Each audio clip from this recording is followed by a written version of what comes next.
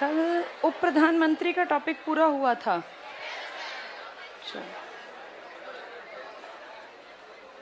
Complete कर लिया था। मुझे तो लगता है उप प्रधानमंत्री पूरा हो गया था, सिर्फ कुछ कार्य रह गए थे कैबिनेट और मंत्री परिषद के, है ना।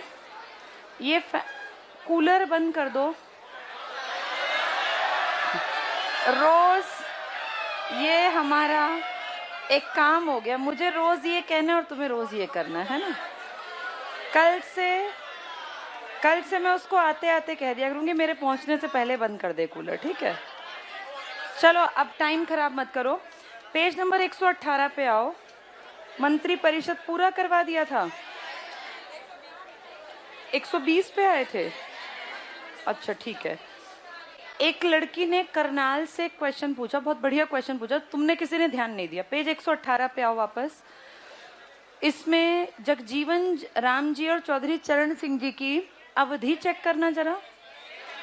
24 जनवरी और किस प्रधानमंत्री के टाइम? मोरारजी देसाई। ये बिल्कुल ठीक है या गलत है? ये बिल्कुल ठीक है। 2 प्रधानमंत्री बनाए थे। ये लचर पचर सरकार थी भैया, मैं भी खुश, तू भी खुश, तू भी खुश, जितने दिन निभ जाए उतनी बढ़िया। तो इस तरह की सरकार थी। दोबारा देख लो, जगजीवन राम 24 जनवरी 1979 से बिल्कुल ठीक है। बस 28 को 16 जुलाई कर लो, 10-12 दिन पहले हट गए थे। और चौधरी चरण सिंह जी भी 24 जनवरी 79 से 28 जुलाई, ये ठीक है 28 तक। मोरारजी देसाई, तो तुम खुद देखो, मोरारजी को 2 आदमी खुश रखने पड़े कि मैं कुर्सी पे तब बैठ पाऊंगा जब ये दोनों शांत रहेंगे। कौन कौन? चरण सिंह और जगजीवन राम। पहले कौन बनाए? जगजीवन राम। फिर चौधरी चरण सिंह जी एक बड़ा चेहरा थे, ये बनाए। इन दोनों को बनाने के बावजूद भी हटना पड़ा, त्याग पत्र देना पड़ा। फिर कौन आया? जगजीवन राम। तो ये क्या नाम था इनका? चरण सिंह। चरण सिंह जी ने किसको बनाया? YV चौहान को। बिल्कुल ठीक है, गलत नहीं है, ये बिल्कुल ठीक डेट है। बस हटने की डेट में 10-12 दिन का फर्क था। पेज 119 कंप्लीट हो गया था। बताओ मंत्री परिषद शब्द कहाँ लिखा है सबसे पहले? मैंने बोला मंत्री परिषद शब्द सबसे पहले लिखा है आर्टिकल 74 में। और मंत्री परिषद जैसा कैबिनेट कहाँ लिखा है? आर्टिकल 352 में। अब आओ पेज नंबर 120 पर। पहला पॉइंट देखो, कैबिनेट के सदस्यों की संयुक्त बैठकें होती हैं। और ये कंप्लीट हो गया।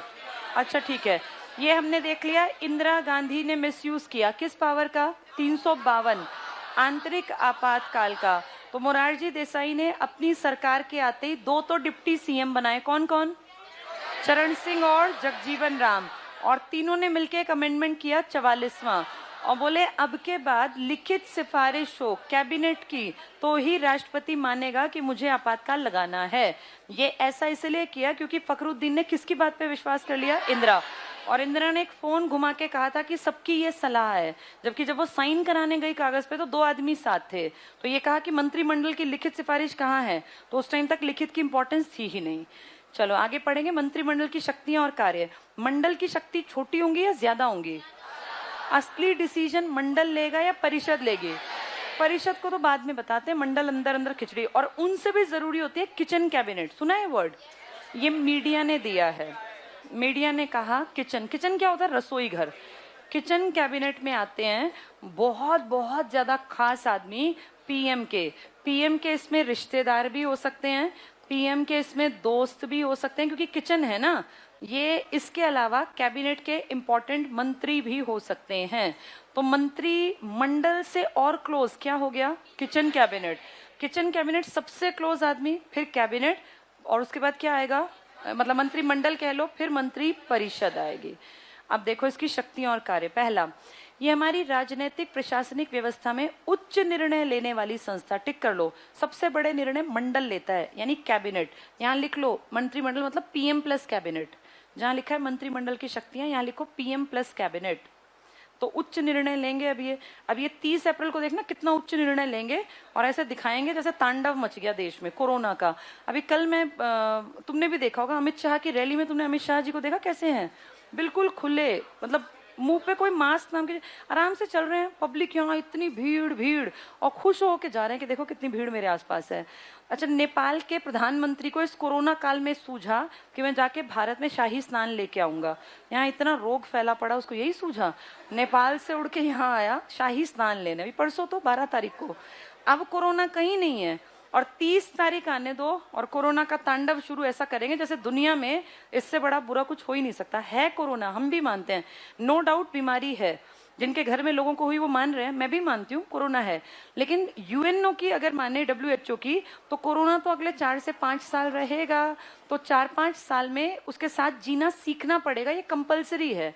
तो हर साल स्कूल ही बंद किए जाएंगे क्या? सारा सिस्टम खुला है, स्कूल चलाने पड़ेंगे।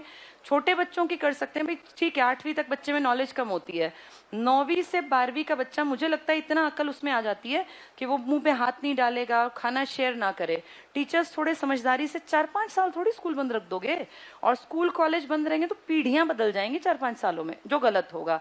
अब ये उच्च निर्णय कौन लेगा? और मैं तुम्हें अभी बता रही हूँ, अप्रैल के खत्म होते होते मंत्रिमंडल के फोटो रोज अखबार में आएंगे और लिखेंगे उच्च शिष्टमंडल के साथ बैठक संपन्न हुई, जिसमें वहां एक बैठा होगा, दूसरा इतनी दूर बैठा होगा, फिर तीसरा। वो सब 30 तारीख के बाद होगा, और हर एक के मुंह पे कपड़ा भी होगा और दिखाएंगे देखो उच्च स्तरीय मंत्रिमंडल की बैठक में ये निर्णय लिया गया। अब वो मंत्रिमंडल ना ची करने वाला, ना कोई फोटो आने वाला। आजकल फालतू की चीजें आ रही हैं, देखा है, उस तरह की बातें ध्यान जानबूझ के हटाया जा रहा है। और 15 दिन ये सब चलेगा, उसके बाद सिर्फ और सिर्फ कोरोना चलेगा। फिर फ्रंट पेज पे बस ये आएगा, शिष्टमंडल ने ये निर्णय लिया, मंत्रिमंडल ने ये निर्णय लिया, और उसमें ये दिखाएंगे कि आपस में देखो कितना मेंटेन कर रहे हैं, कि आने जाने की दूरी भी रख रहे हैं। अभी कोई मतलब नहीं उससे। नेक्स्ट देखो, ये केंद्र सरकार की मुख्य नीति निर्धारक अंग है, अंडरलाइन कर लो, नीति का निर्धारण यही करते हैं। केंद्र सरकार की उच्च कार्यकारिणी है, यही काम करेगी सारे। मुख्य समन्वयक है, मेन पॉइंट। राष्ट्रपति की सलाहकारी संस्था है, इसका परामर्श उस पर बाध्यकारी है, डबल टिक करो। बाध्यकारी मतलब मर्जी या जबरदस्ती, जो कह रहे हैं साइन कर। नेक्स्ट, मुख्य आपदा प्रबंधक है और सभी आपातकालीन स्थितियों से निपटती है। पिछले साल देख तो लिया ना हमने आपातकाल आया, तो ये पॉइंट तब समझ में नहीं आता, हमें लगता हाँ, लेकिन अब समझ में आया, आपातकाल हो तो सबसे पीछे यही भागते हैं, जबकि इनका लिखा है कि ये प्रबंधक हैं और स्थितियों से निपटते भी हैं। नेक्स्ट चेक कर लो, विदेश नीतियों और विदेश मामलों को देखती है मंत्रिमंडल। मंत्रिमंडल की बैठक सामान्यतः सप्ताह में एक बार होती है।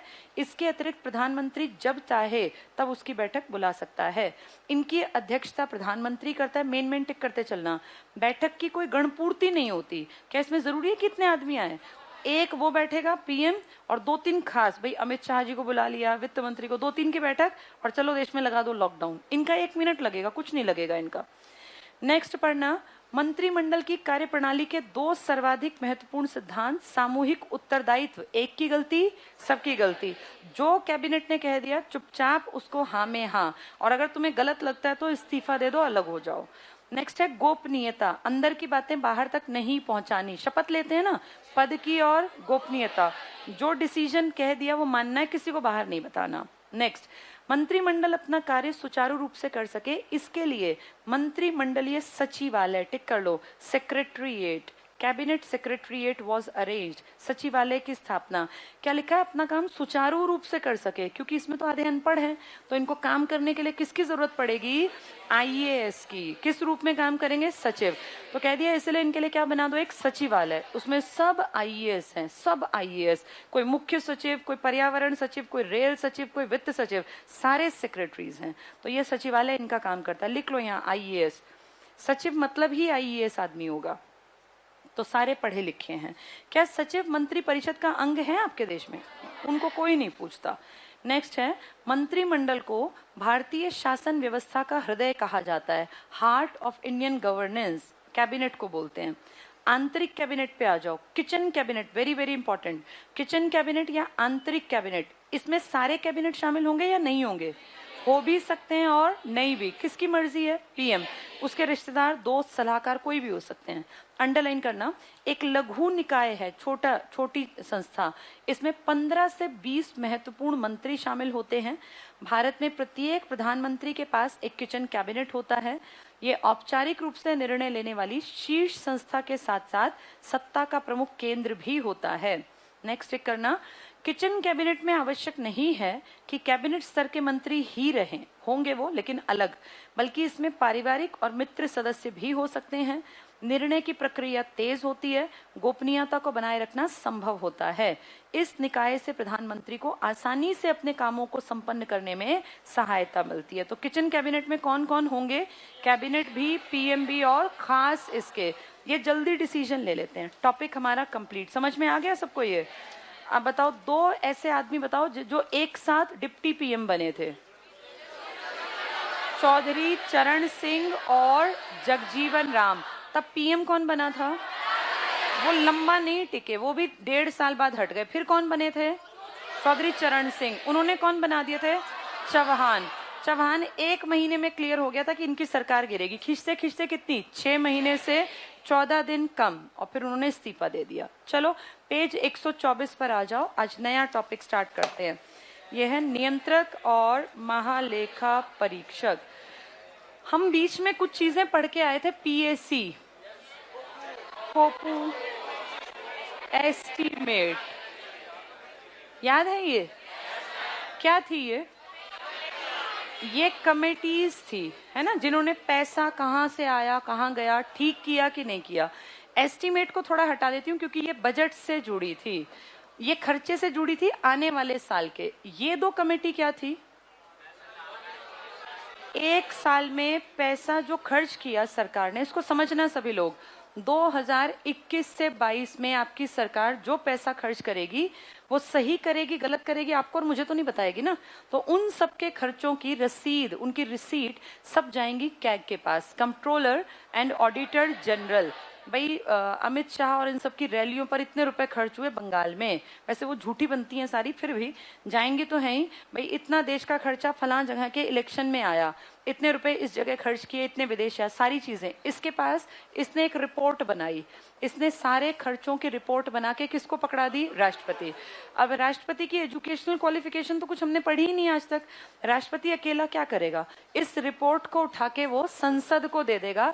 लो जी, कैग की रिपोर्ट आ गई। संसद में हर तरह के मंत्री हैं, हर कोई डिस्कशन नहीं करेगा, संसद वो काम पकड़ा देगी। भाई पीएससी आप देखो, ये क्या है? Public accounts committee.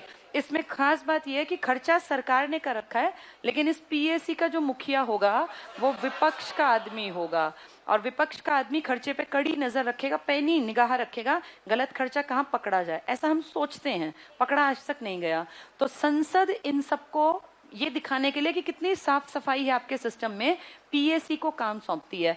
पीएससी को जहां बात समझ में ना आए तो ये किसको कॉल कर देता है? कैग को, कि सर ये वाला खर्चा समझ में नहीं आ रहा, आपने क्या लिखा है, एक बार आके इसको क्लियर कर दो। तो कैग मार्गदर्शक, एक मित्र, एक गाइड के रूप में किसकी मदद करता है? कैग इसलिए इंपॉर्टेंट है क्योंकि जितने सरकार पैसे खर्च करती है ना, वो सरकार पैसे किससे लेती है?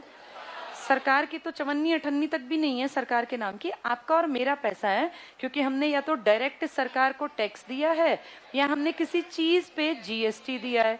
कुछ भी खरीदा उस पे जीएसटी पे करता है हर आदमी। आप जिस दुकान पे जाते हो ना, आप देखना दुकान के बाहर एक छोटी सी नीले रंग की पट्टी पे व्हाइट कलर से एक नंबर लिखवा रखा है, ये कंपलसरी कर दिया। अब ना कमेटी के जो बड़े अधिकारी है ना, वो छापे मारते हैं दुकानों पे, और जिस दुकान के बाहर जीएसटी नंबर नहीं है उसके खिलाफ कार्यवाही होती है।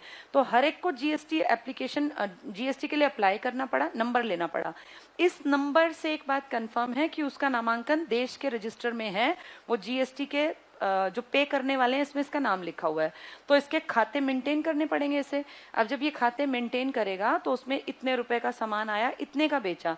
अब मान लो पहले ये 500 का सामान लाके, और अगर बिक्री नहीं हो रही, चलो कोई नहीं 520 में हो जाए, कोई दिक्कत नहीं, 20 बचा लूंगा। अब ये जीएसटी पे करता है तो ये 10-20 वाली गड़बड़ नहीं कर पाएगा। अगर इसको जीएसटी पे करना है तो अगर वो 550 का बेचना है तो 550 का ही बेचेगा, क्योंकि मान लो एक एग्जांपल है 50 जीएसटी में गए, ये 20 लेके या तो गड़बड़ करे, उसको ब्लैक में गायब करे जिसमें कि ये पकड़ा जाएगा। तो इसलिए जीएसटी के बाद तो सारा पैसा, यानी आपका, मेरा, हमारा पैसा, जनता का पैसा, सारे का सारा किसके पास तरीके से इकट्ठा हो रहा है सरकार के पास, और उस सरकार ये कहती है उस पैसे से हम तुम्हारा भला करते हैं, तुम्हारे लिए ट्रेन चलाएंगे, बिजली के बांध बनाएंगे, बिजली के उपकरण लगाएंगे, तुम्हारे लिए रोड बनाएंगे, बहुत सारा काम करेंगे। यानी देश की सरकार का कहना है कि हम भारत का विकास जनता के पैसे से ही तो करेंगे ना, और करना भी चाहिए, कोई दिक्कत नहीं, पहले भी ऐसा ही होता था, अपनी जेब से कौन लगाएगा। लेकिन दिक्कत यह है कि जनता जब बाहर रोड पे निकलती है तो उसको रोड टैक्स भी देना पड़ता है, जब वो गाड़ी लेती है उसको, जब वो रोड पे भागती है गाड़ी तो टोल टैक्स भी देना पड़ता है। फिर हमारे पैसे का टैक्स का तुमने क्या किया, जब हम रोड पे भी टैक्स दे रहे हैं, गाड़ी निकलती बाद में, पहले रोड टैक्स के नाम पे पैसा लिया जाता है, टोल टैक्स जितने आते जाएंगे आपको पैसा पे करना है। फिर जो आपने हमसे पैसा लिया था विकास के नाम पे, उसका रोड आपने बनाया ही नहीं क्या, क्योंकि रोड तो आपने प्राइवेट से बनवा दिए।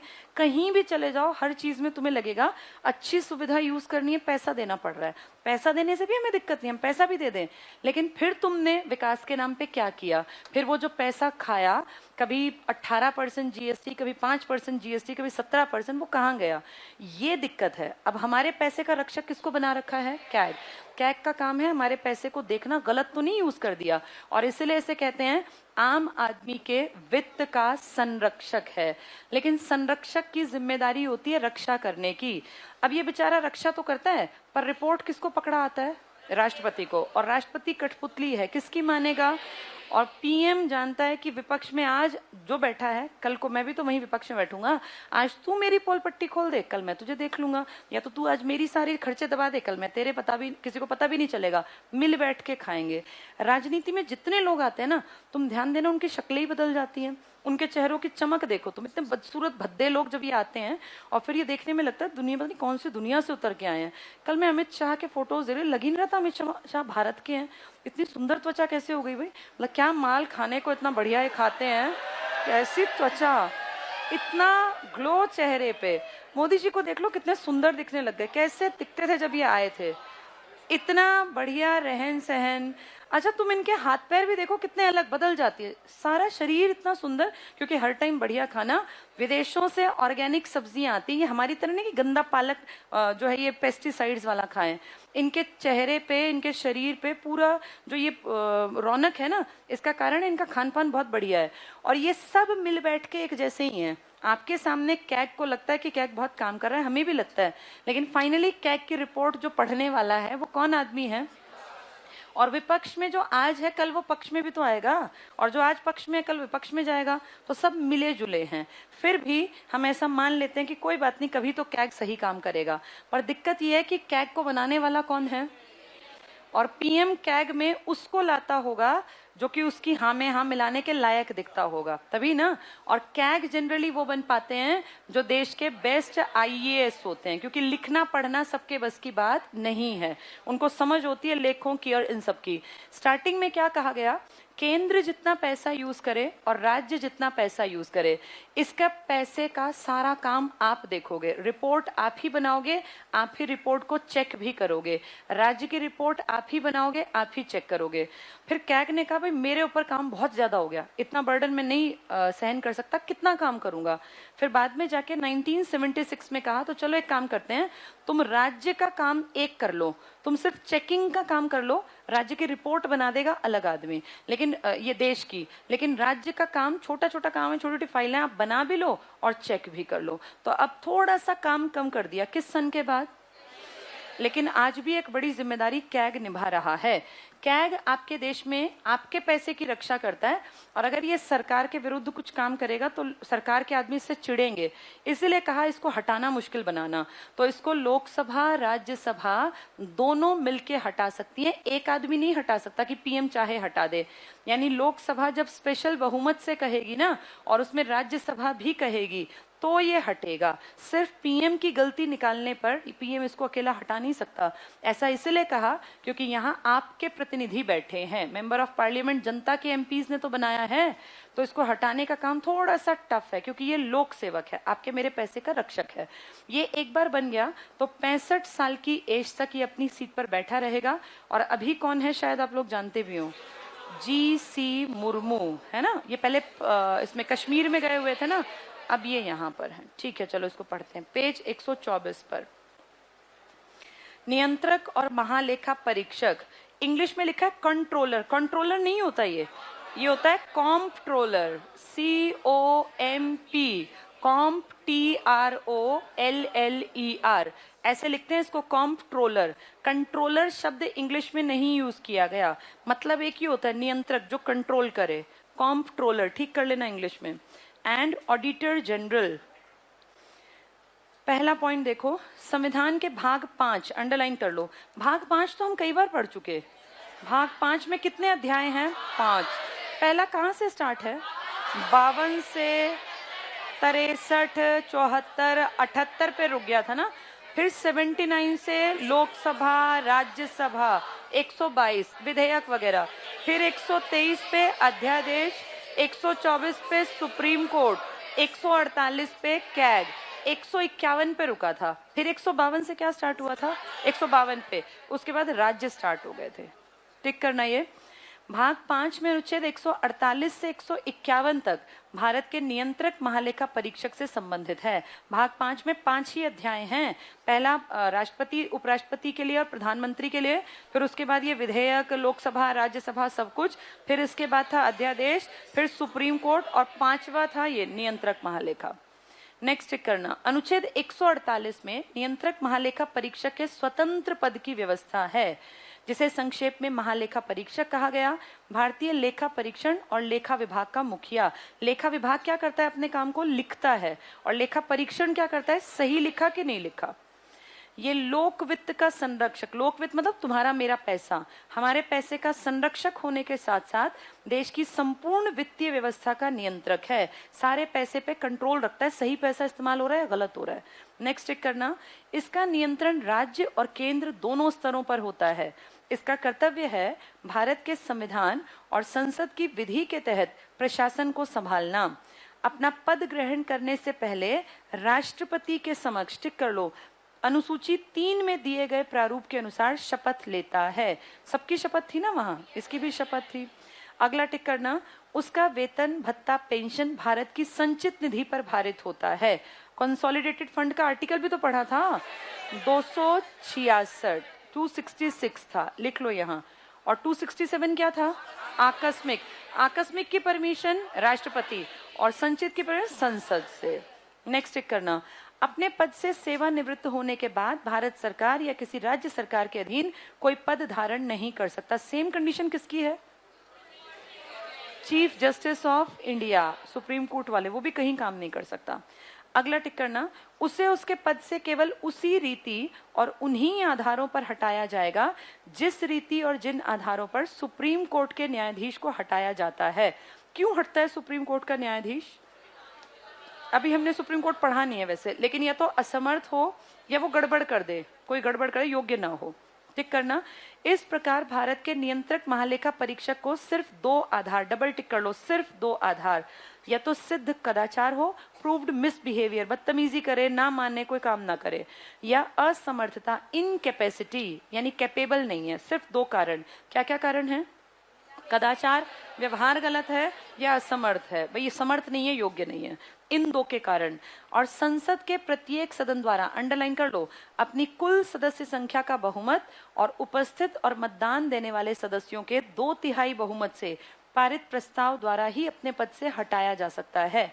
वो राष्ट्रपति के प्रसाद पर्यंत अपना पद धारण नहीं करता। तो राष्ट्रपति हटाएगा या ये लोक सेवक है तो सब मिलके हटाएंगे? राष्ट्रपति उसको हटाता है जो कि सिर्फ सरकार का आदमी हो। ये सरकार का आदमी नहीं है, बनाया सरकार ने, लेकिन हम सबके पैसे का संरक्षक तो अकेला नहीं हटा सकता। नेक्स्ट टिक करना, नियंत्रक महालेखा परीक्षक की नियुक्ति राष्ट्रपति द्वारा, तो क्या हट भी राष्ट्रपति से जाएगा? नहीं हटेगा, सबकी परमिशन, सबकी मतलब लोकसभा प्लस राज्यसभा।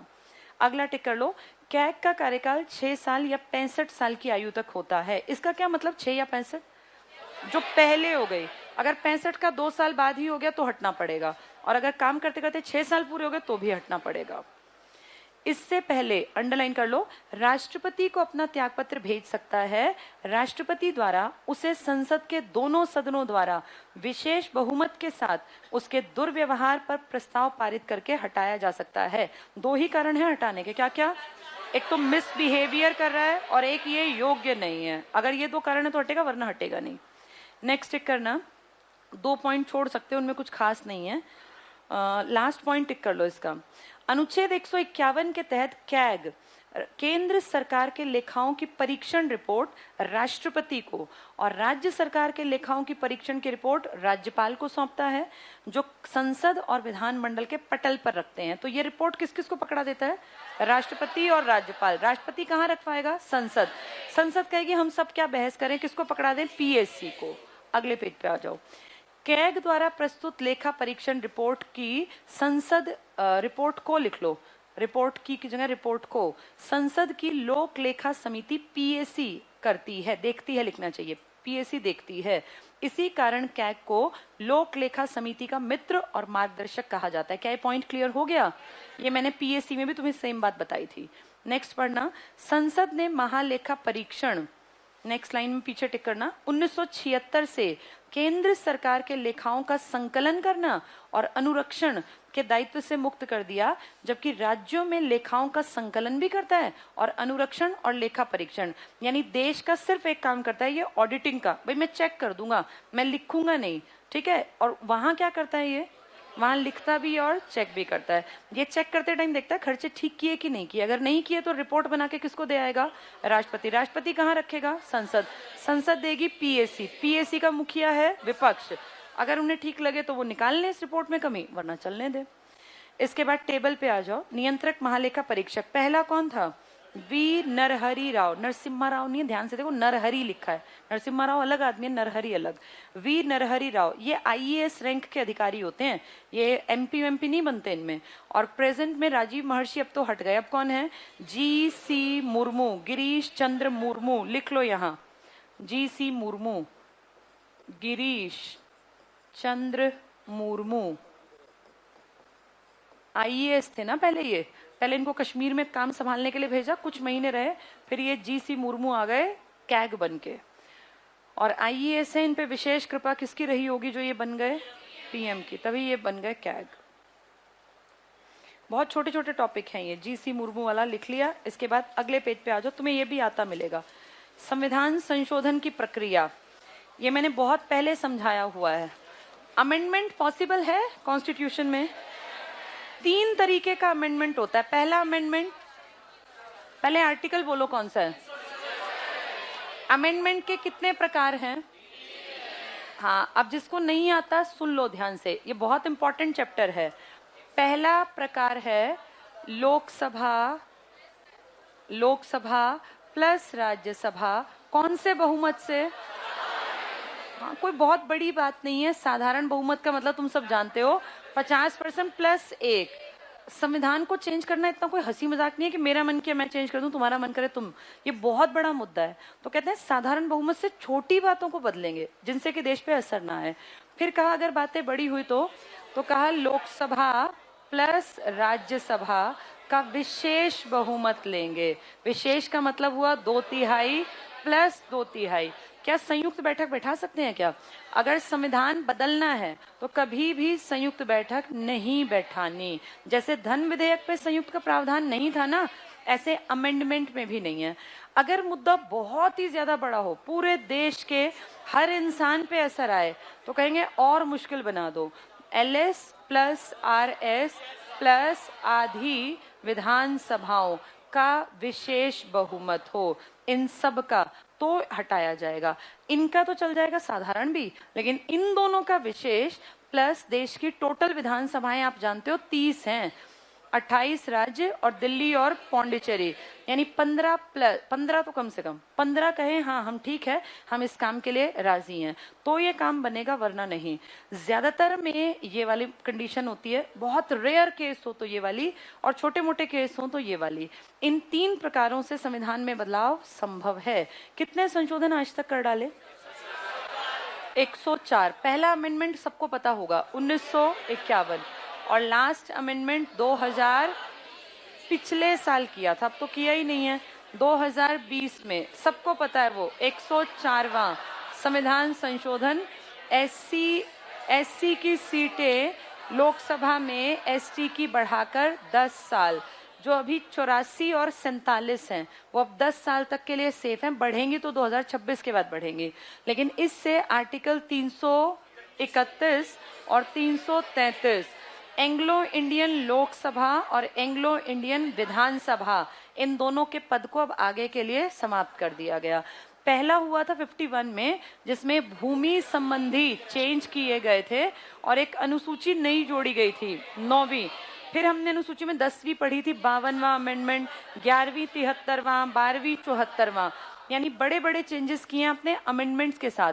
तुम्हें अगर याद हो, मैंने राज्यों की लिस्ट में पढ़ाया था 10वां, 12वां, 36वां, 35वां, याद है ये? कोई अरुणाचल की बात करेगा, कोई नागालैंड की, कोई सिक्किम की, फिर गोवा की, तो वो सारी चीजें इसी में हैं। देखो पेज नंबर 124 पे आ जाओ। नहीं, ये तो पूरा हो गया ना। पेज 128 पे संविधान संशोधन, ये पार्ट्स हैं चैप्टर के, ये सब संघ का काम चल रहा है अभी। पहला पॉइंट देखो, अनुच्छेद 368, वेरी वेरी इंपॉर्टेंट, किस देश से लिया? अफ्रीका से, साउथ अफ्रीका, SA लिख लो यहाँ, साउथ अफ्रीका। किस भाग में अमेंडमेंट? भाग 20 में, 20 में, क्योंकि एंड आने वाला है ना। भाग 20 लिख लो, भाग 20 साउथ अफ्रीका, 368 लिखा है, पढ़ो। 368 में संशोधन की प्रक्रिया का उल्लेख है। संशोधन की 3 विधियां, टिक करो। पहला, साधारण विधि द्वारा। साधारण विधि में क्या करेंगे? लोकसभा, राज्यसभा, साधारण। नेक्स्ट टिक करना, संसद के विशिष्ट बहुमत द्वारा। और तीसरा, संसद के विशेष बहुमत और राज्य के विधानमंडलों की स्वीकृति से संशोधन की प्रक्रिया। सबसे टफ कौन सा है? तीसरा। सबसे आसान क्या है? पहला। नॉर्मल यूज क्या करते हैं? दूसरा। पहला टिक करो, साधारण विधि द्वारा संशोधन की प्रक्रिया। संसद के साधारण बहुमत द्वारा पारित विधेयक, अंडरलाइन करो, राष्ट्रपति की स्वीकृति मिलने पर कानून बन जाता है। इसके अंतर्गत संसद के दोनों सदनों के अलग अलग साधारण बहुमत द्वारा ही संशोधन किया जा सकता है। एक साथ बैठ के संशोधन के ऊपर काम नहीं करना कभी भी, ये ध्यान रखना, ना धन पे इकट्ठे, ना संशोधन पे इकट्ठे, संविधान संशोधन पे। अगला टिक कर लो, नए नए राज्यों का प्रवेश, संघ में नए राज्यों का प्रवेश। कौन सा आर्टिकल? 2 का कौन सा था? देश में से या बाहर से? बाहर से, लिख लो यहाँ, बाहर से। फिर सिक्किम का क्यों किया तुमने अमेंडमेंट? क्योंकि वो पहले अंग्रेजों के प्रभाव क्षेत्र में था। फिर तुमने गोवा के लिए क्यों किया? ये भी अलग था। ऐसे पौंडीचेरी अलग था, जो तुम्हारे थे ना, तुमने अमेंडमेंट नहीं किया, अपनों के लिए नहीं किया। नेक्स्ट टिक करना, नए राज्य का निर्माण, राज्य के क्षेत्र सीमा, नाम में परिवर्तन, अनुच्छेद 3। इसके लिए अमेंडमेंट करने की जरूरत नहीं पड़ती, बिल्कुल नॉर्मल। बंगाल ने अपना नाम, पश्चिम बंगाल ने बंगाल करना है, अर्जी दे देंगे, लोकसभा राज्यसभा डिसाइड कर लेगी और नाम बदल जाएगा, कोई बड़ा चेंज नहीं करना। राज्य विधानमंडलों के अनुरोध पर संसद, अंडरलाइन करो, किसी राज्य की व्यवस्थापिका के दूसरे सदन यानी विधान परिषदों को समाप्त करे या उसकी नए सिरे से गठन कर सकती है। क्या विधान परिषद खत्म हुई है कहीं की? और क्या, पंजाब की, बंगाल की खत्म तो हुई है, तमिलनाडु की। नेक्स्ट चेक करना। इसके बाद 2-3 पॉइंट छोड़ दो, जरूरी नहीं है। छठे पॉइंट पर आओ, देखो छठे पॉइंट पर अनुच्छेद 100 लिखा है, मिला? गणपूर्ति टिक कर लो, कम से कम कितनी चाहिए संख्या? 1/10। इसके बाद अनुच्छेद 124 टिक कर लो, 9वां पार्ट, सुप्रीम कोर्ट के न्यायाधीशों की संख्या। इसके बाद ये पिंक कलर वाले में जो पॉइंट है ये टिक करना, बहुत बहुत इंपॉर्टेंट। संविधान संशोधन विधेयक किसी भी सदन में प्रस्तुत किया जा सकता है। एक सदन द्वारा साधारण बहुमत से पारित होने के बाद विधेयक दूसरे सदन में भेजा जाता है। दूसरे सदन द्वारा पारित होने के बाद राष्ट्रपति के हस्ताक्षर के पश्चात ही संविधान में संशोधन होता है। किसके साइन के बाद? अगला पॉइंट पढ़ना जरा। यदि किसी विधेयक पर दोनों सदनों में मतभेद हो जाए तो राष्ट्रपति द्वारा संसद की संयुक्त बैठक बुलाई जाती है, जिसकी अध्यक्षता लोकसभा का अध्यक्ष करता है। संयुक्त बैठक में साधारण बहुमत से संशोधन विधेयक पारित किया जाता है। क्या संविधान संशोधन के लिए संयुक्त बैठक आती है? नहीं आती। फिर संयुक्त बैठक कब आती है? जो साधारण विधेयक पे कोई बहस हो गई है, नॉर्मल, उससे देश का कोई ज्यादा लिंक नहीं है, यहाँ ये बात लिख लो। लिखो, संविधान संशोधन आर्टिकल 368 पर संयुक्त बैठक नहीं होती। संविधान संशोधन अनुच्छेद 368 पर संयुक्त बैठक नहीं हो सकती। सब में हो सकती है, बस 368 में नहीं हो सकती, ना धन पे हो सकती। 368 पर संयुक्त बैठक नहीं हो सकती। चलो, ये हुआ फर्स्ट पॉइंट। कौन सी विधि से था ये? साधारण विधि से। अगले पे आ जाओ। संसद के विशिष्ट बहुमत द्वारा, टिक कर लो, विशिष्ट, इसमें कितना चाहिए? 2/3। अब इसमें पढ़ के देखो।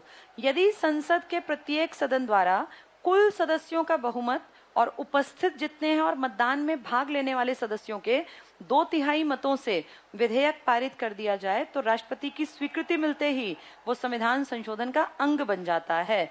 इसमें पहला टिक करना मूल अधिकार और राज्य के नीति निर्देशक तत्व। ये साधारण से या विशेष से? क्या कभी चेंज हुए हैं? ये मूल अधिकार चेंज हुए हैं? और क्या तुम्हारा संपत्ति का मूल अधिकार गया, पढ़ने का अधिकार आ गया, झंडा फहराने का अधिकार आ गया, कितने मिल तो गए। क्या नीति निर्देशक तत्व चेंज हुए हैं? और क्या गौरक्षा वाला आए ना, वन्य जीव वाला। इसका मतलब किससे आएंगे, साधारण से या विशिष्ट से? विशिष्ट से। इसके बाद तीसरे पे आ जाओ, बहुत बहुत इंपॉर्टेंट, संसद के विशेष बहुमत और राज्य के विधानमंडलों की स्वीकृति से संशोधन। ये बहुत थोड़े मामलों में है या ज्यादातर मामलों में है? ये बहुत थोड़े लेकिन बहुत इंपॉर्टेंट मामलों में है। पहला पॉइंट टिक करो, संविधान संशोधन विधेयक पर संसद की संयुक्त बैठक की व्यवस्था नहीं है। डबल टिक कर लो, इकट्ठे नहीं बैठना बड़े मुद्दे पर, अलग अलग पारित करो। इसके बाद 2 पॉइंट सेल्फ रीडिंग के हैं। तीसरे पॉइंट पे आ जाओ, संशोधन विधेयक को संसद के दोनों सत्रों में स्वतंत्र रूप से पारित करने की आवश्यकता होती है। इसके लिए संयुक्त सत्र बुलाने का प्रावधान नहीं है। सेम बात रिपीट हुई है ना, पहले और चौथे पॉइंट में काम की बात है। इसके आगे भी पढ़ो, संविधान के कुछ अनुच्छेदों में संशोधन के लिए विधेयक को संसद के दोनों सदनों के विशेष बहुमत यानी संसद के दोनों सदनों द्वारा अपने कुल बहुमत या उपस्थित और मतदान में भाग लेने वाले सदस्यों के 2/3 बहुमत से विधेयक पारित हो और इस विधेयक का राज्यों की कुल विधानमंडलों में से कम आधे विधानमंडलों से स्वीकृत होना आवश्यक है। क्या ये पॉइंट समझ में आ गया? ये एक ही बात को मैंने कई बार लिखा जानबूझ के, ताकि ये दिमाग में बैठ जाए। कौन से आर्टिकल पर संयुक्त बैठक नहीं बैठेगी? 368 के 3 पार्ट हैं, एक साधारण बहुमत, एक विशेष और एक विशेष प्लस आधी विधानसभाएं, जो बहुत बड़ी बात है। इसमें देखो कौन कौन से हैं ये आधी विधानसभाओं की बात करने वाले। पहला टिक करो, राष्ट्रपति का निर्वाचन कौन से आर्टिकल में है? 54। अगर कहने लगे इसमें जनता भी आएगी तो बहुत बड़ा मुद्दा, कौन कौन राजी हो? लोकसभा, राज्यसभा और आधी विधानसभा, तो बदलेंगे वरना नहीं।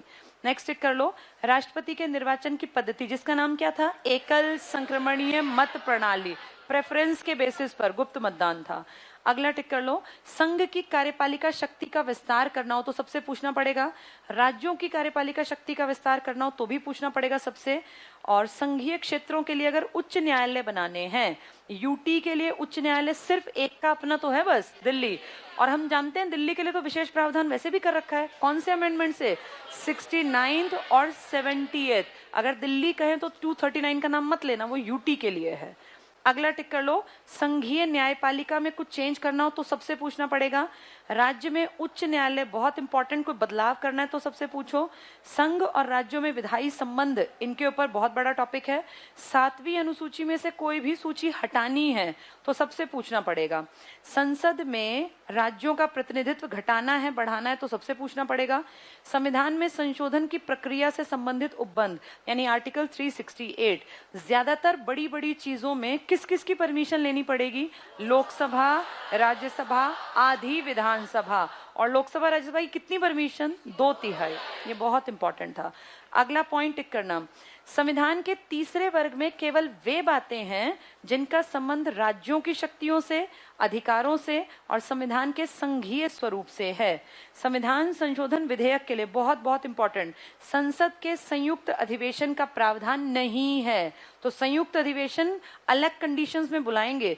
किसमें संयुक्त अधिवेशन नहीं बुला सकते? धन विधेयक पर और अमेंडमेंट में। किसमें अमेंडमेंट करना है? संविधान।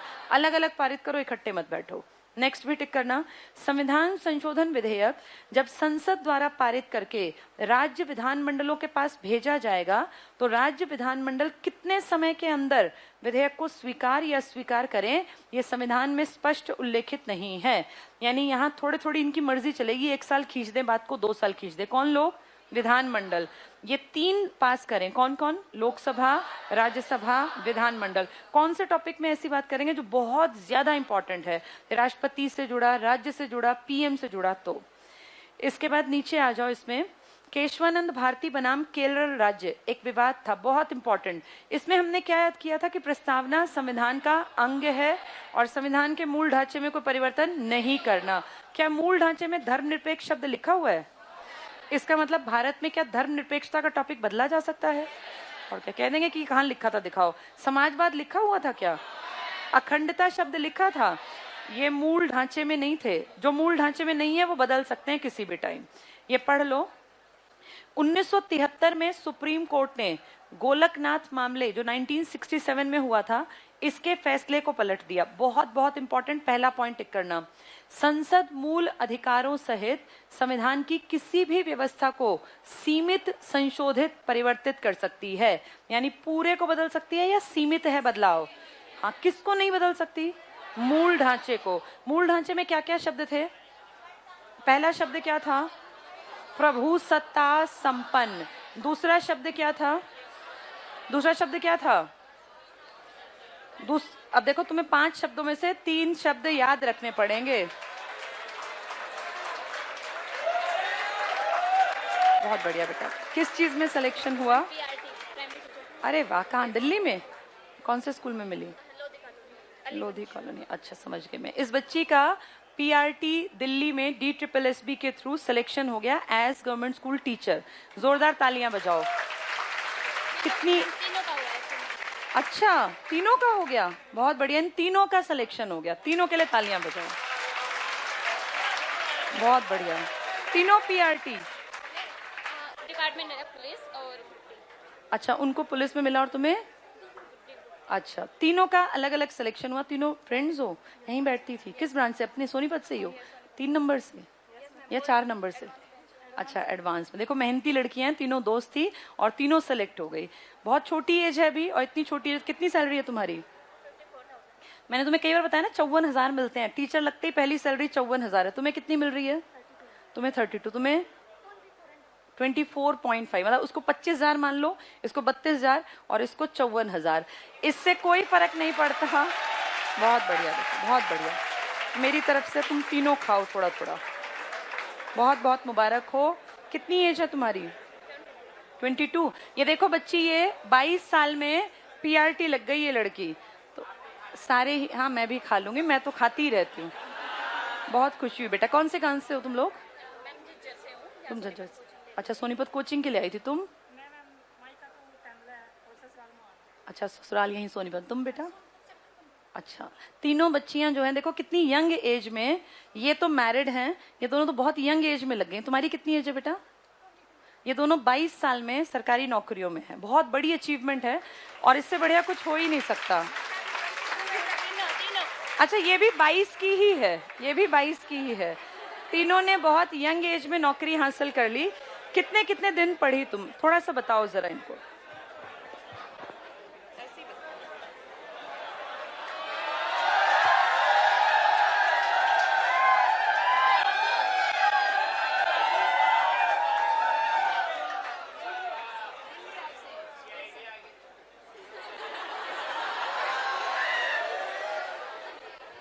चलो थोड़े से ना इनके संघर्ष की कहानी भी सुन ले, क्योंकि हमारे ही बीच में से हैं। तीनों यहीं बैठती थी कि क्या किया इन्होंने, कितने दिन मेहनत की। कितने साल पढ़ी तुम? Good non everyone. मैं काजल, पूजा एंड रवीना, हम तीनों यहीं पे। हमने 2017 लास्ट दिसंबर के आसपास ज्वाइन किया था और पूजा के लगभग 1 साल में ज्वाइन हो गई थी। हमारा हरियाणा पुलिस का क्लियर था, बट फिजिकल और लास्ट में फाइनल सिलेक्शन नहीं हो पाया। लेकिन उसके बाद कई एग्ज़ाम हमारे क्लियर हुए। हमने जो सर कहते थे हमेशा वही बात। मैं स्टेट की प्रिपरेशन के लिए आई थी। फिर सर हमेशा कहते थे कि जब तक नौकरी नहीं तब तक पढ़ाई छोड़ना नहीं, और हमेशा कोचिंग पे आते रहो। यही मैं कहूँगी कि जब तक नौकरी ना मिले तब तक पढ़ाई नहीं छोड़ना, और कोचिंग तो बिल्कुल भी नहीं, क्योंकि एक बार आप घर पे बैठ जाते हो फिर नहीं हो पाता, टाइम मैनेजमेंट नहीं होता, और रेगुलरिटी जब तक नहीं होगी तब तक हम नहीं कर सकते। और उसके बाद लगातार 6-7 एग्ज़ाम क्लियर हुए। अब फाइनल सिलेक्शन हुआ मेरा DSSB 2019 में। 2019 में 2 साल कोचिंग ली थी हम तीनों ने। पूजा ने सिर्फ 1 साल में ही क्लियर कर लिया था, और मैंने रवीना ने 1.5 और 2 साल किया था। इतने में हमने बस जो सर कहते थे वही करते थे। रात को देर तक पढ़ते थे, सर के कहे अनुसार करते थे। मतलब ये बोलते हैं ना, सर बोलते हैं, सबसे मेन बात यह है कि जब सर बोलते हैं कि मैं पढ़ा रहा हूँ तो, या फिर जो अदर चीज़ें बताई जाती है, उस टाइम पे हम क्या करते हैं कि आपस में एक दूसरे के साथ बातें करने लग जाते हैं। सबसे मेन पॉइंट था मेरे कारण ये लगता था कि मुझ में ईगो है, क्योंकि मैं बोलती नहीं थी, मैं सर की बातों को ध्यान से सुनती थी। तो शायद मेरे पास जो बैठती थी उनको लगता था कि ईगो है। तो ये नहीं करना, हर एक बात ध्यान से सुनना और उसके अनुसार ही करना। बहुत जो सर छोटी छोटी बात बताते हैं वो बहुत इम्पोर्टेंट होती है, सच में वो बहुत इम्पोर्टेंट होती है। अब तुम अपने घर में सबसे बड़ी हो, घर में तुम्हारे और भाई बहन भी है, सबसे बड़ी हो, और छोटे भाई बहन क्या करते हैं? अभी मेरी बहन है वो जेबीटी कर रही है और भाई आईसीएस बहादुरगढ़ में कोचिंग लेता है। अच्छा, ये लड़की देखो, इसका भाई आईसीएस बहादुरगढ़ ब्रांच में है और इसकी सिस्टर जो है वो जेबीटी कर रही है। 22 साल में जो सबसे बड़ी लड़की है घर की, अगर वो सही कामयाबी के रास्ते पर है तो औरों को एक दिशा मिल गई, अब वो सब भी सही रहेंगे। जो घर में सबसे बड़ा है ना, उसकी सबसे ज्यादा जिम्मेदारी होती है कि मुझे एक पाथ सेट करना है, एक रास्ता तय करना है। अगर मैं कामयाब हूं तो पीछे वाले भाई बहनों को एक रास्ता अपने आप मिल जाएगा। अगर आप घर में सबसे बड़े हैं और आप ही लाचार हैं, आप ही हीन हैं, तो पीछे वालों का तो मान के चलो कि दुर्गत होनी ही होनी है। तो इसलिए भी पढ़ना चाहिए बड़े को। और 22 साल तो बहुत छोटी एज है, सच में अपने आप को इसने प्रूव कर दिया। कितना बदलाव आया घर वालों के रवैये में। अब वो क्या कहते हैं पेरेंट्स?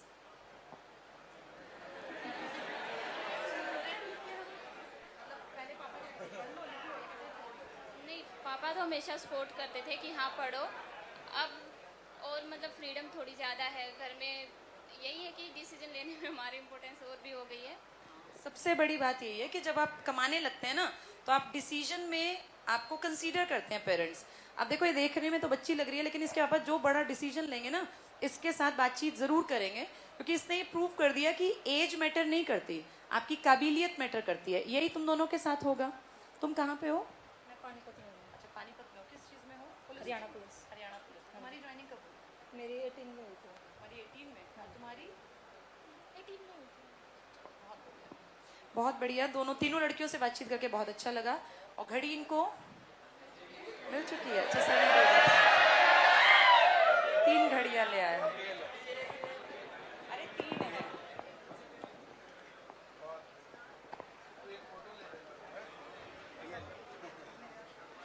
अरे इसमें 10-10 बजा के दिया कर भाई। 10-10 जो है ना, वो एक लॉजिक है। हाँ, अच्छा टाइम चल रहा है, ठीक है चलो फिर तो कितने बज गए उतने ही बजा देती हूँ।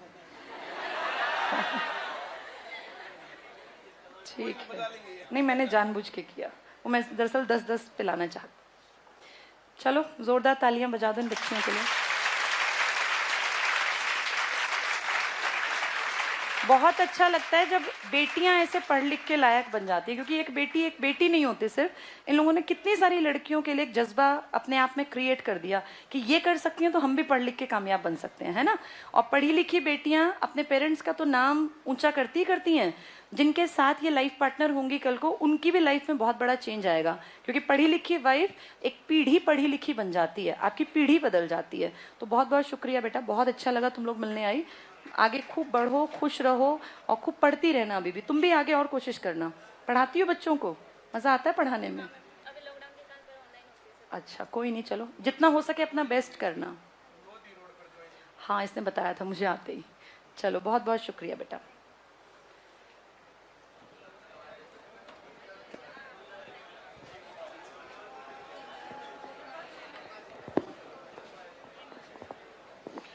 Good morning.